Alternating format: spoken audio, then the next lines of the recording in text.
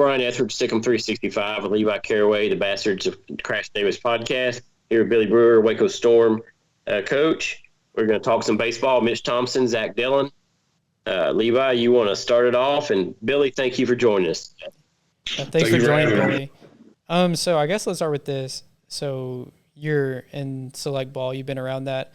What's kind of the opinion of Mitch Thompson and Zach Dillon within those circles? Well, Mitch Thompson has been around a long time. I've known Mitch for quite a while, through MCC and, actually first through Baylor when he was there with Steve Smith, and then went to MCC and built an unbelievable program there. Zach Dillon played for Baylor, and then went on to play with another select organization, or coach, I should say, with another select organization, the 12 out of College Station. So I've known both those guys a long time. I can't say enough about what kind of people they are. Mitch Thompson is a tremendous recruiter, a tremendous human being, and a great coach. It's the qualities you look for in your baseball coach. Well, you can't find better anywhere. I'm sorry. I played for a lot of managers. I had a great coach Jim Harp at Dallas Baptist, and I played for Hal McRae with the Royals, and I played for Terry Francona with the Phillies, and played a little bit with Joe Torre, and those are some of the finest names out there. And Mitch Thompson has built. He can do the same things they can do. You touched on it a little bit there. You played at Dallas Baptist. The state of Texas as a whole, back when you were at Dallas Baptist, was a huge powerhouse. You had Texas, you have A&M. Baylor back then you were rolling and going. You had, TCU now, just a huge program. Even Sam Houston State, Texas State, you name it, in the state of Texas, baseball is taken very seriously. And I always sort of have baseball sort of like life. It's not action all the time, but when action happens, you need to be ready and you're going. So right now, Baylor's sort of falling behind, and that's why they brought in Mitch. Is that something you've seen, like the power dynamics of the state change over the past 10 years? Being around, this will be my 19th year coming up doing the Waco Storm since I retired from baseball. And watching the evolution of the college dynamic, watching the evolution of baseball over all these years has really been kind of weird for me in a sense. The recruiting has gotten a lot different. The game has evolved into a different kind of game at the pro level. I think a lot of guys like Coach Thompson and like myself, even at the amateur select level, we're still kind of old school. We teach the old school way of baseball. But yes, it has evolved into something different. But baseball in Texas is the best baseball you'll get. I'll put our programs, I'll put our colleges, I'll put who we are up against any state around. I realize we are a big state. We have a lot of universities here, but baseball in Texas is, for one reason, we can play year round. Whether that be right or wrong, guys can work at it year round, but it is a very good thing that we have the caliber of baseball, especially at the collegiate level here in the state of Texas. And that's something that I'm excited about with the former staff, not really taking advantage of Texas per se. And obviously Mitch is going to bring that back. Where do you think the ceiling is for Mitch Thompson and his new staff? Well, I may be bold in saying this, but I said as soon as Baylor hired Mitch Thompson that they would win a World Series within 5 years. I think Mitch will bring in his guys. Like I said, he's a tremendous recruiter. He brings in the right fit of player. He doesn't bring in guys that are not going to help him. He has a great coaching staff. I mean, I've known Jim Cleverton for a long time. Had the pleasant opportunity to meet Jim Blair, recruiting guy. And then, of course, you have Zach Dillon. I mean, you have baseball people running a baseball program, and you have guys that are well connected in the state of Texas, that there's plenty of people, well, I say people, there's plenty of players here in Texas, including my organization, that will help Baylor University and help them compete at a very high level. There's no question in my mind that they will have the resources, they will have the coaching, they will have what they need to get to Omaha and to take care of business there within 5 years. I just really believe that in my heart, because that's what kind of people they are. I went to Omaha in 05 with the team, so it was a very great. I mean, it's a great experience in seeing the team that made it then, and that's one of the things that, I mean, back we've seen the facilities when Baylor built the ballpark back in 98, 99, and then some of the facilities have fallen behind a little bit. There's a pitching lab, but something that's been announced, or sort of the rumors out now, that there will be a new facility built over where the bleachers are in left field, where they're going to have new batting cages, new indoor facility built over there. So that would also, you know, with your saying how great of a recruiter is, that probably would step up the game even further for players who would like to come play at Baylor. Without a doubt, you know, we have the opportunity to go play, you know, in events at, you know, A&M or Texas Tech, various colleges, you know, and Baylor has fallen behind. You know, I think baseball has taken a back seat to other things. I mean, Baylor has done a great job with their football program. Of course, their basketball program is second to none now. You know, I think it's time to go ahead and get that trifecta and get the baseball program, you know, where it needs to be. I think a lot of things have to happen with the NCAA. I think they've got to get on board and start giving more scholarships out to athletes. I don't think it's fair at all that football, basketball, women's golf, men's golf, they all get full scholarships, and baseball is hamstrung with 11 scholarships for an entire season. I just don't get it. I don't understand it. I never have understood it. But I think that was going to help them too. You know, everybody knows that going to a major university is not cheap. They know that it costs money. Scholarships help. There's a lot of deserving kids that can't afford to go to a Baylor, but if they get a scholarship playing baseball, they got that opportunity. But yes, getting those facilities will greatly help in recruiting. But also, like I said, more so, the resources of the players that could have been recruited to Baylor in the last coaching staff, they were not utilized. And they will be now. That's a pretty bold statement. I like the statement, though. If Michigan get back in 5 years, I know I'll be there with them with the RV loaded up at the casino across the river. I mean, you know, having a great time. It's awesome, and I probably overstepped my bounds. I should have said he'll get back to Omaha. I shouldn't say he would win a World Series, because there's got to be a lot of things that happen for a college team or a program to actually win a World Series. And I mean, so I'd like to call you up right now. I like the golf. So let's go, Mitch. You know, so you know, Mitch has always been great at recruiting. Obviously, how much is the transfer portal going to change how his philosophies are for bringing kids to Baylor, and how does that change your kids through your select organization? Man, I tell you what, it's been really tough. It has been really tough for a lot of deserving players to go play college baseball that have not gotten the opportunity over the last couple of years, you know, due to whatever it is, due to the COVID years and due to the things that have happened.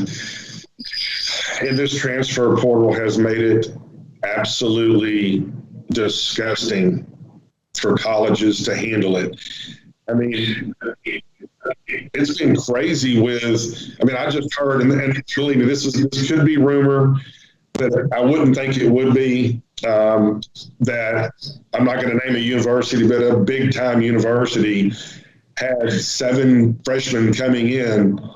They get on campus and their scholarships are removed to give to other kids that are in the portal. 7 scholarships. That is amazing to me how that could even begin to happen in this day and age with, let's just call it what it is. I mean, are you with me or are you not with me? I mean, it's that loyalty thing when a kid commits to a school and he gets on campus and then all of a sudden now we're pulling it and we're taking it and giving it to somebody else. Well, now he's got nowhere to go. So yeah, I think this transfer portal has been very difficult for these young athletes. And I feel bad for, I don't know, I say I feel bad for the college coaches, but, you've got to have some, I better stop. It's been tough on the player. I don't want to call too many names. So with the COVID year, also you stacked another class on top of them, and with 11.7, you don't have. I mean, not saying you're clearing out roster space each year, which you do by graduation, just matriculation.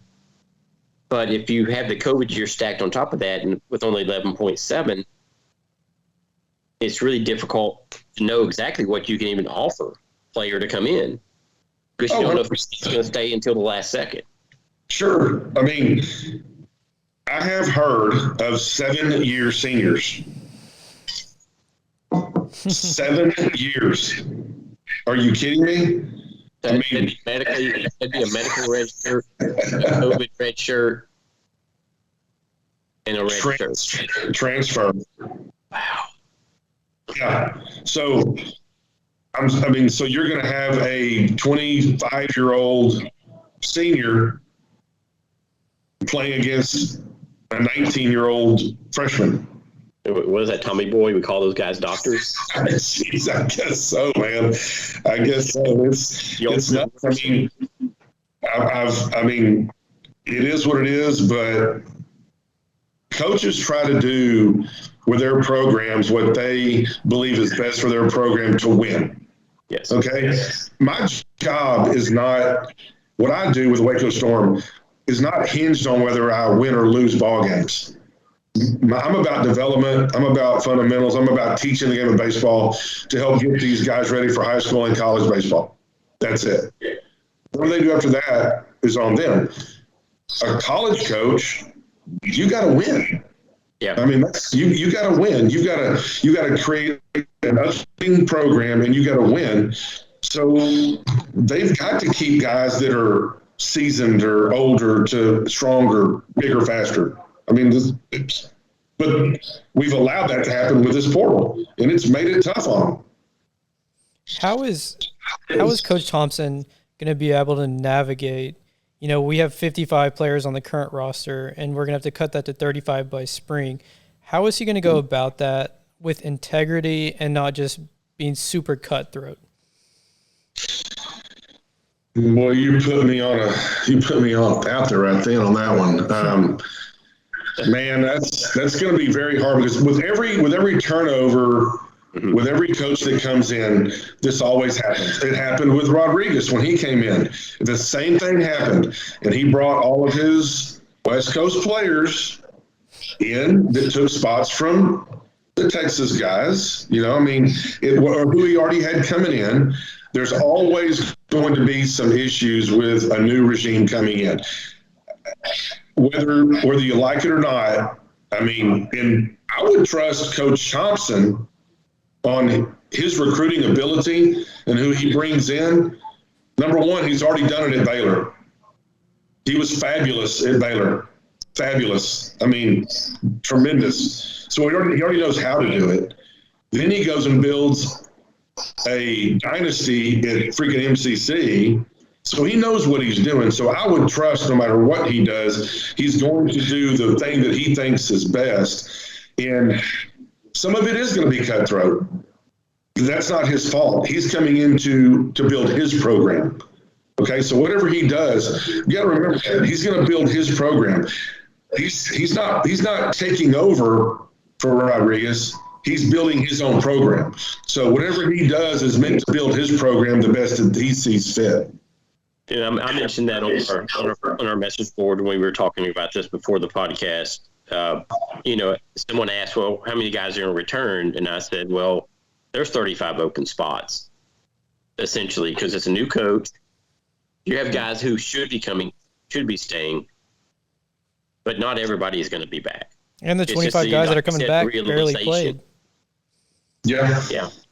It's a realization. Not everybody is going to be playing at that D1 level at that time.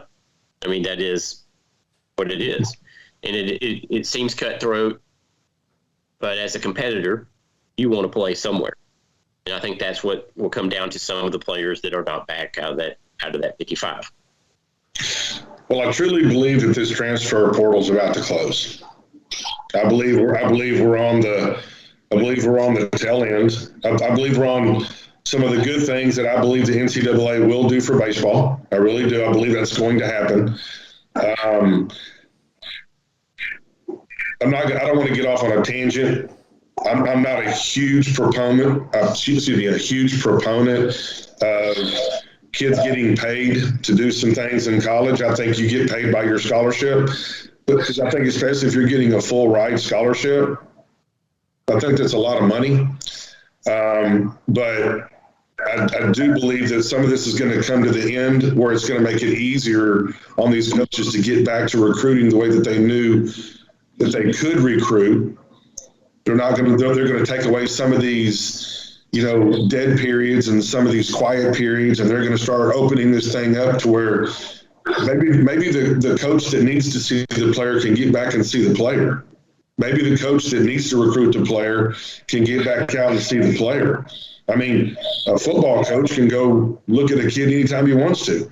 A basketball coach can go anywhere he wants to look at a coach. You get a baseball coach, and they can't do anything. So I think all that's going to help Coach Thompson get Baylor back to where Baylor was. I know Baylor fans would be happy to hear that. Levi, what else do you have there? I guess kind of something you touched on earlier without throwing anybody under the bus. How exactly, in your opinion, did the former coaching staff not utilize people? Because when I would sit there and watch games, there were definitely some players I'd be like, they're not being put in positions to succeed, and I'm not at practice every day. So what is your opinion on that? Well, what I kind of meant by that is when I thought that they did not really utilize the players is I don't think that they recruited out of Texas the way they should have. I mean, I know several players that kind of wanted to go that either I coached against or I had in my program. And I did have a couple of guys. I mean, I had Will Rigney and Court Castle. I had a couple of those guys there. They're at Baylor. Unfortunately, Will's had some arm injuries, and I feel for him. And it's just a shame. I know Court's doing real well. I know he ended up having an injury, but that's what I kind of meant by that. Is there's enough talent here in Texas to build a great program. Now, I'm not saying don't go out and get a dude from Arizona. If you got a guy, mid-90s that wants to go to Baylor, I'm not saying don't go get him. Don't say, well, I'm just going to recruit from Texas. That's kind of stupid. But don't go get a kid that throws 82, 83 from the left side because he's from California when you got 88 to 90 on the left side here, and this guy can actually has pitchability. That's what I'm saying. I mean, just because of the dynamic of where the kid's from. I mean, Dallas and Houston, and in Central Texas are just loaded. I mean, I live north of Dallas, and the amount of I think there's 3 baseball facilities within 15 minutes of me. Sure.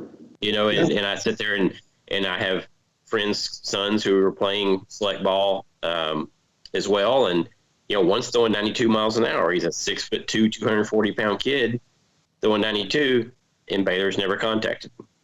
Yeah. And it's one of those things where I always look at it and say, why is this kid not? And he was starting as a freshman on the 6A team. Why is he not getting any kind of notice by that time? And now he's a junior, and he still hasn't heard from Baylor. And I've heard that, and I've lived it, and I've heard it. Okay, I mean, it's not completely unheard of and abnormal for things like that to happen. In this day and age of the social media and everything that we've got out there, it's hard for me to believe, unless this kid's just been living under a rock and he hasn't been doing any summer ball or anything. That's probably not the case. I mean, maybe he's hearing from other schools. What I'm saying, though, he is hearing from other. He's heard from plenty of other schools as offers, and it was one of those things where his freshman and sophomore year, you're just sitting there going, and his dad calls, hey, why is Baylor calling my kid? I'm like, well, that's not my job. I'm not a recruiter for Baylor. We do interviews and we do things like that. And I just sat there and said, have you called him? That's all you can say. Have you called him? So he reaches out and never hears back. And I was just like, sorry, that's all I can do for him. Sure. And it's frustrating, I know, for me. Yeah, other fans around were also mentioning that. And it's just one of those weird things that we did see a lot more players from California come in during that era. And for me, following Baylor baseball for 20 plus years, when they were great, it was a regional Dallas, Houston, Central Texas base where they had the players from that area. And you can see the 2005 team, Houston, Austin, Waco, Dallas. And, it's like you got away from that. And those guys in your select team, your Storm, 12, you got Dallas Mustangs, Forward Cats, you got them all over the place. Yeah, all those guys are going to know each other, and there's familiarity. Well, look how many teams from this area, from the Central Texas area. Look how many teams, I don't care whether they are 1A, 2A, 4A, 5A, whatever, made it to the Final Four of the state playoffs. I mean, there's plenty of baseball around. You can't do that without having good players. And I believe, that's just why I believe. I think Coach Thompson, I think Zach Dillon, Leverton, those guys understand it, and they know that there's plenty of guys here in Texas in surrounding areas that can really help their program, to where put them back on the map. And that's what I'm hoping for Baylor. I mean, I went to Dallas Baptist, like I said, and I used to love pitching against Baylor. I mean, I had a lot of good friends, Scott Ruffcorn, Glenn Neville, Charlie Rigney. I mean, all those guys I played against, good friends of mine still to this day. We used to love to compete against those guys. But I remember having to go in, and I remember having to go really compete because they were going to be good. So, but I think that's where it's headed. I really believe that's where it's going to be headed. So I don't have anything else for you, Billy. Levi, you got any other questions? I think Cortland Castle's going to have a big year. Thank you.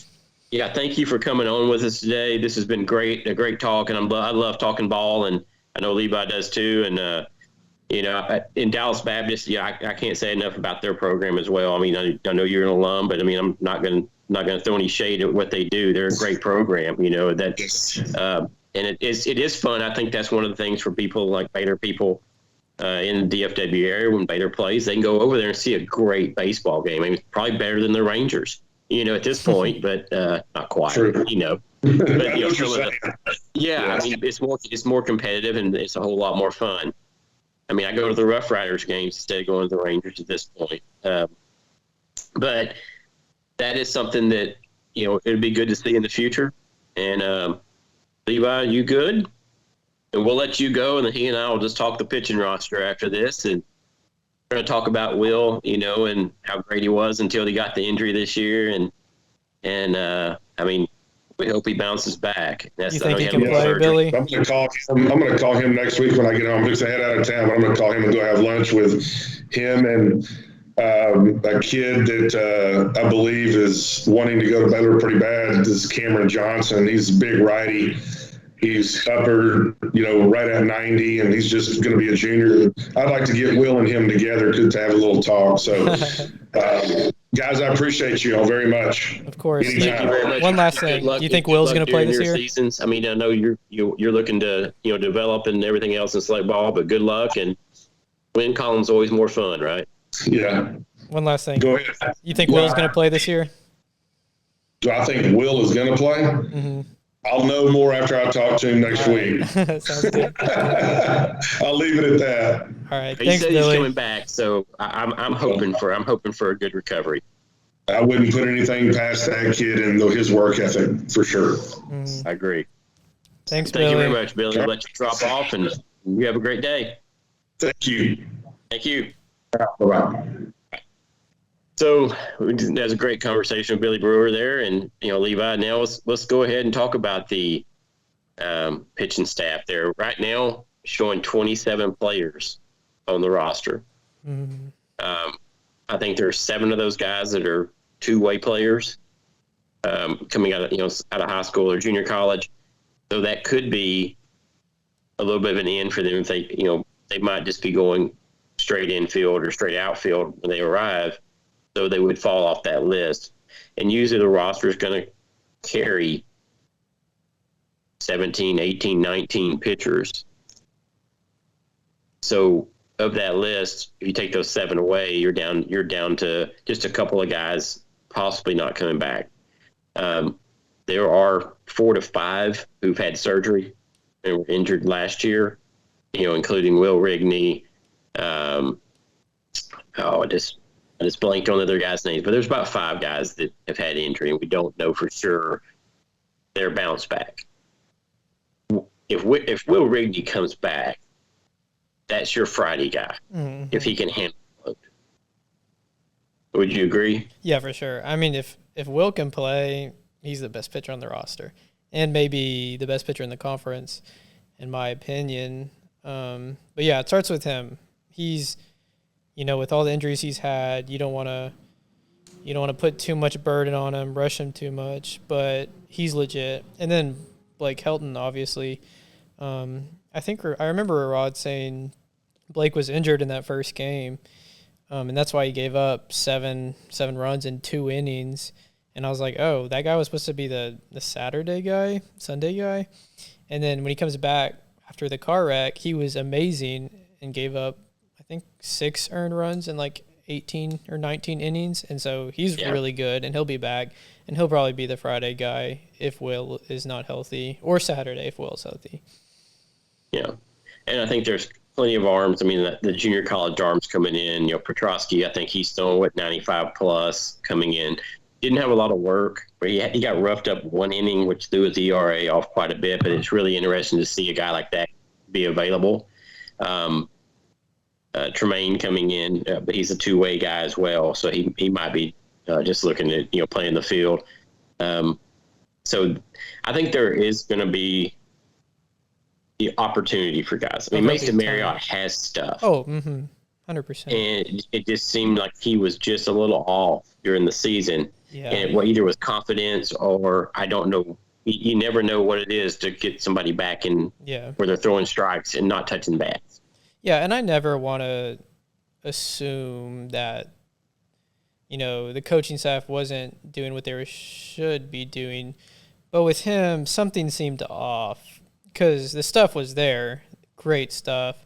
Yeah, you struggle with command, but there was just something not right there. And I'm excited for him. Muirhead was great. Grant Gollum down the stretch was great. Cole Stasio had good moments. Yes, he did. Anybody else? Hamilton Oliver, Anderson Edom. It seemed like the entire team had walk issues last year, had control issues, and that is sort of a coincidence. I mean, if you start looking at appearances over their careers, I mean, Hamilton Oliver's had 49 appearances. Mm-hmm. That's the most experienced guy out there, with Helton there at 34 appearances and Kaylee 33. So you have the opportunity there, giving some guys out there with experience. If they're throwing strikes, they're going to be fine. Mm-hmm. It just seemed last year that just didn't happen for some reason. Yeah. So, but But that's pretty much my look at the roster at this point. Fall ball is going to be really interesting, to see how it all shakes out. Because again, you're talking 55 players for 35 spots. Mm-hmm. So it's going to be an interesting discussion that some guys are not Bears after this fall. Yeah, and it's one thing that I found interesting was he was talking about, which I would presume was Texas Tech. I don't know if we want to throw that out there, but I'm not going to assume who it is because I've heard other schools, but beyond that one doing similar things. Yeah. So I wouldn't say Tad Block has obviously caught some social media storm lately. Yeah, I saw that. So is it him? Is it another school? I've heard that done at south of Waco, southeast of Waco. Yeah. It's going to be an interesting time. It will be. I mean, like you stack them up with COVID, and you stack up the transfer portal. There's going to be some roster issues getting through. And I think something else is that those 15 kids coming in aren't. Well, I guess there's one kid that came in late after Mitch Thompson, but 14 of those aren't Coach Thompson's recruits, and quite a few of them are from California. So, is there a disadvantage there? It'll be interesting. I've gone through. I think a couple have decommitted from the class as well. Mm-hmm. Signed and they went elsewhere, and that's understandable. So it would have been higher numbers if those guys hadn't left. Mm-hmm. And so either they saw the writing on the wall, or they were purely Rod guys only, and that happens. It's not shameful. It's not a bad thing. It's just what it is, and that's what happens. Yeah, it'll be interesting. Looking forward to it. Me too. So, anything else you want to talk about on the roster? I'm good. Okay. Well, this is Brian Etheridge and Levi Caraway with the Bastards of Crash David podcast. The Bastards of Crash Davis podcast. Wow.